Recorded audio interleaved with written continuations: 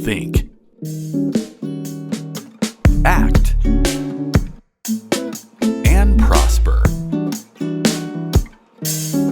You are now tuned into the Money Level Show.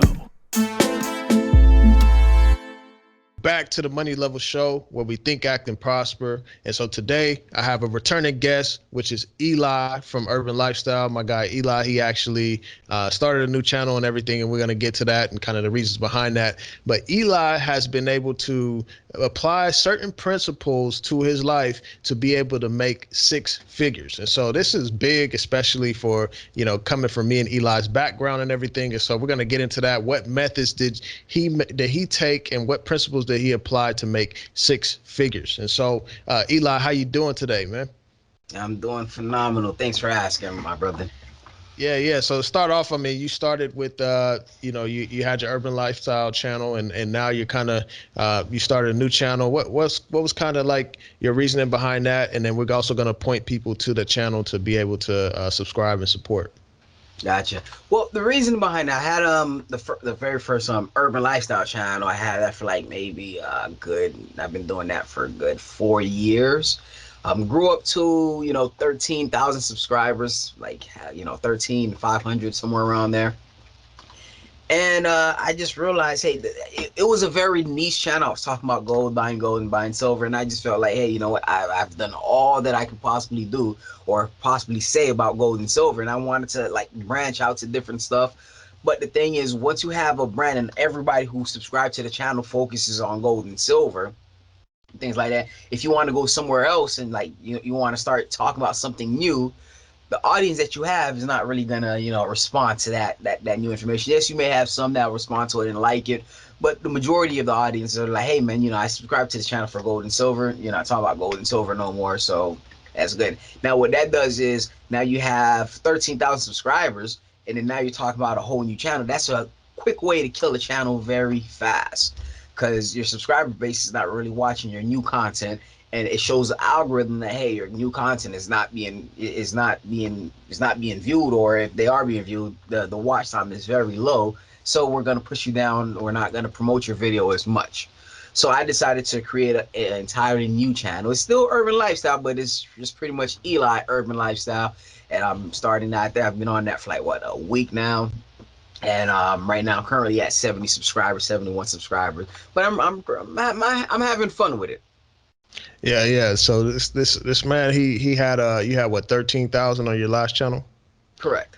Around 13,000. So we need to get everybody over there to go subscribe and learn some of these methods of how to build wealth. And me and you have been building a relationship for a while. We've been knowing each other about a year now, along with our guy JT Coin Rings and everything. And so and we've bounced ideas back and forth on how to build wealth. So it's good to bring you on the channel just to be able to share that with some of the audience. So Eli, how did it feel when you reached six figures worth of wealth? Coming from where we're from, that's really uncommon for a lot of people. You may get a lucky break or something. You may get some type of settlement check or something, but it's not very common. And how did you feel whenever you hit that milestone? Well, it felt like a regular Tuesday. When I started, we're talking about like maybe 4 years ago, I said, hey, you know what? I read the same statistics where it said that the average American has less than $1,000 saved in their bank accounts. And I was like, hey, you know what? I'm very competitive. I was like, man, I can dwarf that. I'm pretty sure I can dwarf that. So I saved up. My whole goal was, hey, I want to get to $10,000. And I'm thinking, hey, once I got to $10,000, I'll feel good. I'll feel, yeah, man, I'll feel, man, I got $10,000 saved up. Oh, man, I'm living a life. Once I got there, I just realized, all right, cool. It's just $1,000. It's just $10,000. Let's go for 20. Maybe I'll feel better. Got to 20. It was like, feel the same way. Got to 30. So when I got to 100,000, it was more of all right, cool. Next, let's go to the next level. Let's get to the next level. Once I hit six figures, it wasn't like nothing special. Of course, I'm proud of myself, and of course, we celebrated because I understand that's a milestone that's not that haven't been reached by a lot of people. Now, a lot of people could say, hey, yeah, they make $100,000 a year. But do you have $100,000 just saved up? I'm not saying I saved up, or whether it be in assets, like, stuff like that. From my background, like you said, that's that's close to impossible. I have a friend that I told that to, and he to this day he still doesn't believe me. He honestly don't believe me. That's like me saying, "Hey, I'm rich. I'm a millionaire." That's the equivalent of me saying, "Hey, I'm a millionaire" to him. That's how much he Yeah, doesn't, you know. yeah. That's it's crazy. Just how sometimes people could be in denial of that, or not really seeking that out. And it's not So that yeah, much money. It's not a lot of money as well, man. $100,000 to me back then, yeah. If you told me 2 years ago, hey, you're gonna have $100,000, I'd be like, oh my god, that's a lot of money. But when you really think about it, in the grand scheme of things, it's really not that much money. yeah. When you count inflation and everything, I mean, it's just wild. Like, I mean, I just helped. My in-laws buy a house, 600,000, and it's like, that's more than half a million. And Mm-hmm. you think we used to think about $1 million, like, oh, if I had $1 million, I'm rich. But then with Right? the devaluation of the dollar and all of this, you need way more than that. Like, people Mm-hmm. can go through $1 million like that. We see that with Exactly. people that win the lottery and everything blowing through money. So it's definitely not a lot. And for me personally, being in the past, year and a half, I'm at the halfway mark of a little over the halfway mark of reaching six figures. And so, and that's the most I've ever had. And it's like, dang, like, it just feel like a regular thing for me. It just feels like the responsible thing to do. Mm-hmm. Exactly. Exactly. So what were some of the methods that you applied? And so I talked with my audience recently on one of the methods I do is called Profit First, Mm-hmm. which is where I take 10% of my money before I pay any expenses or whatnot, and I put it into either a Roth or precious metals or crypto or whatnot. But I've mostly been using it for Roth because I use my Roth as like an emergency fund that's gaining in value, but then also like using it as an investment avenue for my retirement. So what were some of the methods that you use in order to get to that milestone? Well, simply, it was more of I'll say everything goes into like when we say, all right, six figures, it's not that I have six figures saved up. I like to say it as, hey, I have six figures working for me. Every dollar that I have, it has to work for me, because I feel like, hey, I vote on who I want to be successful with the dollars that I have. The dollar is the voting power that I have. I can say, hey man, you know what, I got $20 right now. I can put it and have it work for me, whether it be putting it into a dividend stock, or whether it be, buying some, like investing into my own personal brand, my own personal business. Have that $20 work for me. Or hey, you know what, the new Venom Let There Be Carnage movie came out. I can go and watch that movie. So Yep. I'm like, hey, you know what, I rather Sony be more successful than me. Now, don't get me wrong. I am gonna go watch the new movie. I am gonna go watch. I'm just giving you guys a broad example. Now, so some of the methods I use is whatever it took, whatever it takes. My mentor always told me, hey, if you want to win, you got to do whatever it takes.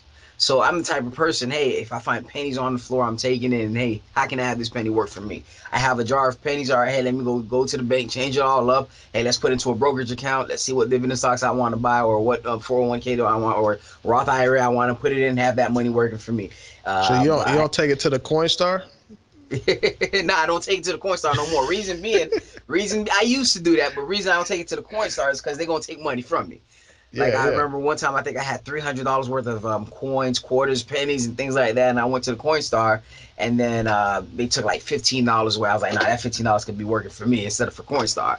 So I took Yeah. it straight to the bank and just say, hey, let me just deposit all this, and I'll do it that way. Hey, that's kind of like one of the videos that I'm going to be putting out soon is the cost Mm-hmm. of laziness.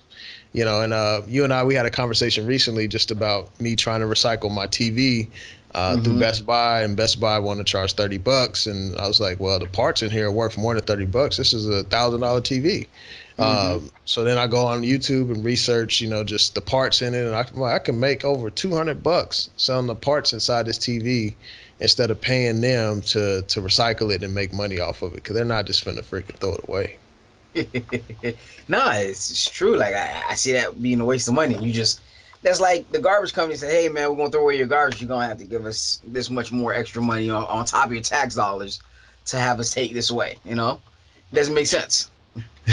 Definitely, definitely. So you mentioned that your money has to work for you, and however way that looks, and so whether that be you picking up pennies off the ground, or whether that be, I mean, we've talked before about you using some of the interest that you could earn on some of the credit cards and stuff, and you do have kind of like this sector of finance where you get like the credit sharks, where people like they'll use the credit card, get all the rewards, pay it back, and stuff like that, and the banks hate that. What's kind of been your experience with that?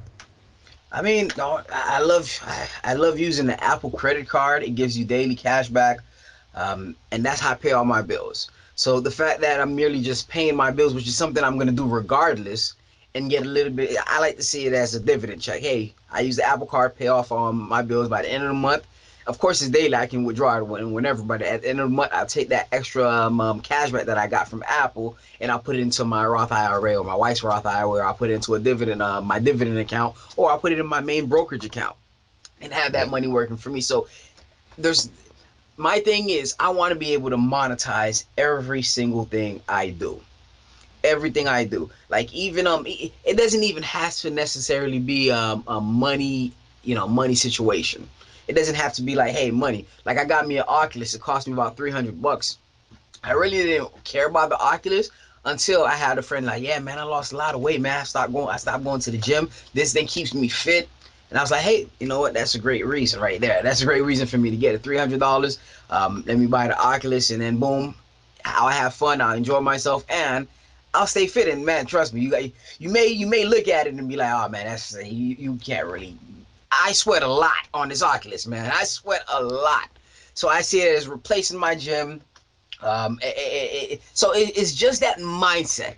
It's just that mindset on, hey, every move that I make, it has to produce a result, a positive result for me. Whether it be the iPhone, I'm not getting the iPhone 13, but this is the iPhone 12. I used to buy from for the past 5 years, every new iPhone that came out, I'll buy it. The way I have to see it is when I was making my videos for the first channel, all my videos came from the phone. I edited on the phone. I did everything on the phone, and it really paid for itself because that channel was monetized. I was making money from that channel, and I just wanted to make sure that I had the best camera equipment. And then I said, hey, you know what? I'm paying good $1,500 every year just to get the best camera equipment. And I was like, hey, let me just take $1,500 and buy me a Sony camera. And now that saves me from buying the next iPhone 13. The reason I'm not buying that next iPhone 13 is because I have a camera that's way better than probably the next 5 generations of the iPhones. Yeah, yeah, if that makes sense. So it has to produce a result for me. So whether it be me paying the bills, hey, I have that monetized. Whether it be, hey, I'm walking and I find a penny or I find a quarter on the floor, hey, it produces a result for me. So whatever I can possibly do, like I'm looking at it right now. I wrote it. In July, I was making, just in dividends alone, in July of this year, I had $1,125 yearly in dividends. By August 20, that was July 20. By August 20, it bumped up to $2,012 as far as dividends. In September 1st, it went up to $2,413, and I haven't even updated yet. It's about that time for me to update it for October.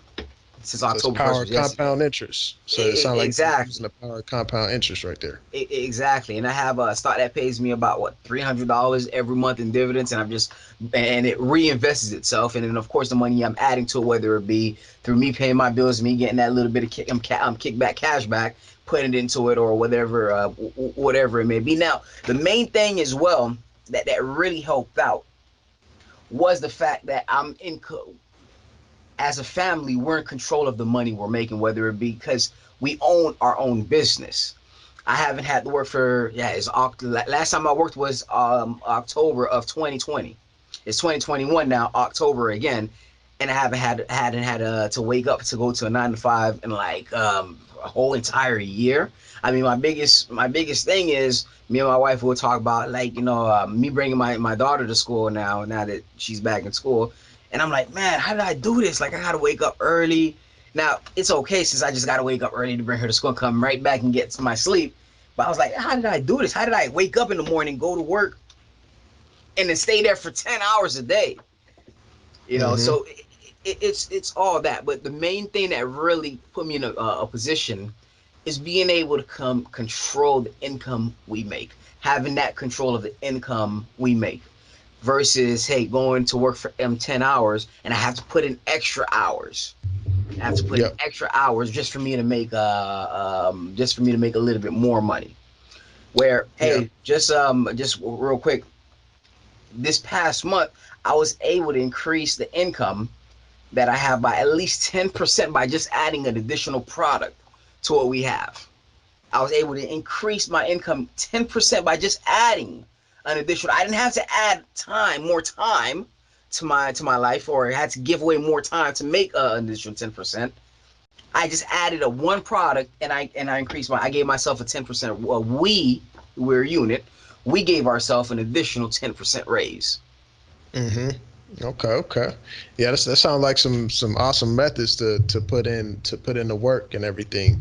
What was kind of some of your how did you balance with being risky versus conservative and some of the investments that you were in? Obviously, us both starting off, gold and silver and everything. That's a more conservative approach, Mm-hmm. and it's more of a persevere to preserve your wealth versus stocks being able to help grow your wealth and pay you a dividend and Bitcoin and things like that being able to grow your wealth. How did you balance that out? Well, I have to start off with this story. Me, yeah. So I was a little bit too conservative. I had my thoughts. I was like, hey, I believe Apple, they're going to bring up this, like this, we're talking about back in 2016. I'm like, hey, I believe Apple's going to bring this much money by this time in 2021 or 2022. This was in 2016. I was like, hey, I believe that they're going to get into 5G, and I believe this much is going to happen. The same thing with Tesla. When I first saw Tesla, I was like, hey, Tesla is going to be this big, huge stuff. And I had a gut feeling, and I was like, you know what? I did buy both Apple and Tesla, and everything that I predicted came true. Now, hindsight is 2020, of course, but everything I predicted, it was just a gut feeling. But I sold out my shares before any of that came to play. So just looking at that, I I I lost about like maybe a good, I would like to say an additional 200, maybe 200 to $500,000, $500,000, based on the amount of shares that I had back then before they actually blew up to where they are right now. Hmm. So looking at that, I was like, man, dude, I had my thesis, I had my bullish thesis on these two companies. Why didn't I just follow through? Nothing changed with the companies. The fundamentals, if not, was getting better than I originally thought, right? So it wasn't Dogecoin. Yeah, no, it was. Hey, don't get me wrong. Don't get me wrong. Don't get me wrong. Hey, Dogecoin was a very speculative play. The reason I don't mention that is because I did have $300 into Dogecoin, and that $300 would have been $115,000 right now. Oh, well, not right Yeah. now. At its highest point. At its highest point. But I was like, the reason I don't blame myself that much for Dogecoin is because that one was just a pure, hey, let me put this much money in there, and hey, if it ever goes up to this much, I'll have this much money. It was like, like it Right? was just. There was no substance behind it. There was no substance behind it. So when I decided to take my money, I just took it out. Had I kept it in there, yeah, I would have made, my theory would have came right. My theory would Yeah, have been yeah. right. But at the same time, there was no substance behind it. Versus the Tesla and the Apple, they're a company that's producing something. So my thesis behind those companies were made logical sense. Versus Dogecoin, I was like, man, this is just, I don't know what I'm spitting right now. Like that's just me hoping. That's just me. I have a chance. Like it's pretty much me going and scratch off a lottery ticket. That was my Mm-hmm. speculation as far as Doge. Yeah, So when yeah. it comes to answer the question, when it comes to Some risk, people still holding the bag on that too. I don't even want to go into that. I don't even want to. I don't even want to mention that. Man. So to answer your question as far as the risk, I don't see it as risk. The only risk is, hey, if my thesis don't come out right. Like I'll invest into a company, but I make sure I do my full research. And I think a lot of people they see risk in the wrong way. They'll say, "Hey, I don't want the stock market is too risky. I don't want to put my money into the stock market." Yes, if you're looking at it as far as being risky like that, then yes, 100%, because you're not doing any research on the company you're putting money into. What you're gonna do? You're just gonna take it and just put it on the a mutual fund that just covers the 50 stocks or Mm-hmm. 100 stocks. Then of course you're not really doing no research. But if you do a deep dive research, the more research you do on a company, and you can see if you understand the background of the company, or if you have a background within that field, you can actually see, hey, I believe this is what's going to happen. I believe this was going to happen. The risk becomes that much more little, Yeah. right? If you can actually do the research. That's why I always say, hey man, when you're doing something, always research if you're going to invest, always research what you're putting your money into. It's And the more of a crazy thing, mindset. Uh-huh. I was just gonna say the crazy thing with risk is like, I did a video where I talked about risk being in everything, like just leaving in your money in the bank, earning no interest. Of course. Uh, in with inflation this high, that is a very risky bet. And so yeah, some people feel like the stock market's risky, but then you got this whole inflation issue where it's just eating your money. No, of course, of course. The way I believe it should be done is don't just focus all on one sector. Always be diversified. Like, hey, I have some in gold, and hey, I have like a small percentage in Bitcoin and Ethereum. Hey, I have some in the pharmaceutical markets. I have some in marijuana markets. I also have some money in the cloud space area. Yeah. So it's all diversified. I'm not like, hey, you know what? I'm just gonna go all into EV and just barrel all my money in there. Of course, there's a risk that I put what I'm comfortable in putting. Like Mm-hmm. Bitcoin is about what 1 to 3% Yeah. of my wealth goes to Bitcoin. But the way it's all dependent on the way I view it, man. It's all dependent on the way I view it. When you go to your employer, he hires you. He hires you. Let's say he gives you hey, I'm going to give you $16 an hour. He's only giving you that $16 an hour because he feels that he can make double that on your efforts, Yeah. Yeah. right? And it's all a risk. He's taking a risk. Hey, you may be a bad employee, you may be a good employee. And depending on, hey, you know what? Hey, I'm paying this guy $16 an hour. But last year, he's actually giving me back, $150 an hour off his work. So let me go ahead and give him an extra 10 cents. Yeah, yeah, keep him happy. Let me give him an extra 10 cents.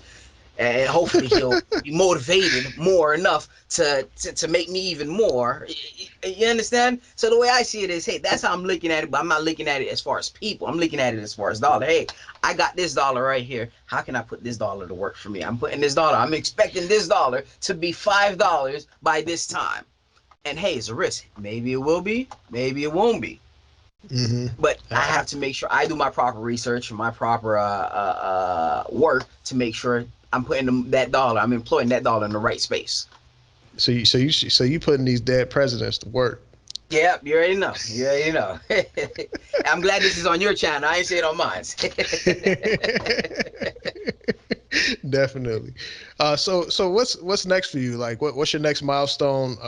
What do you foresee? Are you going to be continuously? Are you trying to be like more of like a Warren Buffett, where you make most majority of your wealth in the stock market? Are you trying to get into real estate, crypto? What's kind of like some things that you want to add as you continue to reach these milestones? Well, the thing is, I don't being the next Warren Buffett. I just want to be the first Eli. I don't want to Mm-hmm. be the next Warren Buffett. I don't want to be the next anybody. I just want to be the first Eli. I want to be the first me. But as far as what's next for me, I want to get into real estate. I am a little bit in real estate because I do own some REITs as far as stocks that pays monthly. That's my little exposure to the real estate, but I do want to get into real estate for now, just to build up assets. You know, and I think that's the only asset class that I currently don't have, if you don't count the REIT portfolios that I do keep. But yeah, that's pretty much it. My whole thing is I want to be able to build wealth where my mentor always told me, you build something right once so you don't have to go back and do it again. Yep. Right? You do something right once and you will never have to go back and rebuild it again. The only thing I want to be able to do is build up the wealth and give the proper education to my kids so they can maintain, or not just maintain, to add on to whatever I do when I'm no longer around. Yep. Yeah. If that makes sense, you know. I tried to land a interview with a youth I used to work with. He doesn't want to really come and talk about it, even though I feel like his story would be very beneficial. But he did receive an inheritance of $250,000, and he blew it. I wouldn't be on here either. I wouldn't be on here either. Look, just I'm gonna let you finish, but you know, 200,000. Not to make anybody feel bad, but you know, 200,000 is enough for you to just put somewhere where you can at least make at least $1,000 a month, $1,000 to $2,000 for the rest of your life. Yep. And still, if you ever need that 200,000, you can take that and you can withdraw that money. Just the reason I said that is because I was like, man, dude, if I kept that Dogecoin, if I kept that $300 in Dogecoin, and as soon as when it got high, I could have just sold it, and I could have bought these dividend stocks with it. That would have yielded me at least $1,000, at least $500, in between $500 to $900 each and every month. That for the rest of my life, I'll never have to worry about it. It'll always come in. But yeah, go ahead, bro. I wouldn't want to show up on here either. Yeah, so I've been working on getting that interview. Maybe some point he will, just to share, like, what he's learned from that and things like that. And so yeah, I know it could be a lot of shame with that when you have that type of opportunity, the thing is with that is, and I like to keep saying my mentor, because most of everything I learned came from my mentor. He states, hey, you should never talk about a problem until you have a victory behind it. Yep. So unless I had a victory behind it, yeah, man, I blew $200,000, but hey, I learned from that, and now I'm a millionaire. You feel me? That's what I would like to talk about it. But hey, if I blew $200,000, I'm check bills broke, man. You ain't hearing from me. Eli ain't answering the phone, y'all. All right, man. I want to appreciate you for coming on the channel. Everybody, be sure to hit the thumbs up, hit the subscribe button, and where can people find you? We'll link it in the description, but let us know where people can find you. Well, Eli Urban Lifestyle, ELI, and then Urban Lifestyle. Of course, we're gonna link in the description. It's not like if you put Urban Lifestyle, I got 2 pages up, so it's gonna pop up. You can follow both of them. I'm just not recording on one, but it's gonna be all in the description below. Also, Instagram, Twitter, and Facebook, Urban Lifestyle 1989 is where you can find me.